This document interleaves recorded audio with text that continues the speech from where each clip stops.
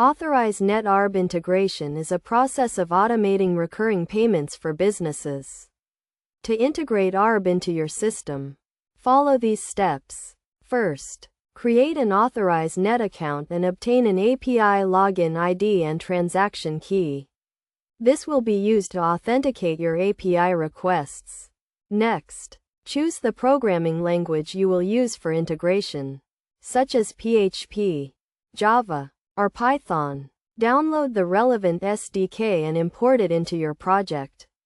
Then, set up a test environment to test your integration before going live. This will help you identify and fix any issues. Now, let's move on to the actual integration. First, create a customer profile by sending a request to the Authorize Net API with the customer's information. Once the customer profile is created, you can create a subscription by sending another request with the subscription details, such as the amount and frequency of the payment.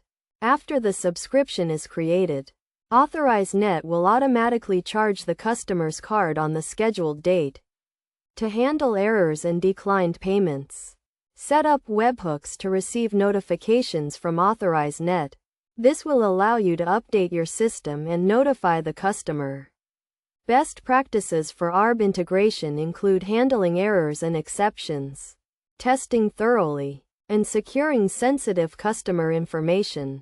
By following these steps and best practices, you can successfully integrate Authorize Net ARB into your system and automate recurring payments. For your business, remember to always follow security guidelines and use secure protocols when handling sensitive customer information. With Authorize Net ARB integration, you can streamline your payment process and improve customer satisfaction.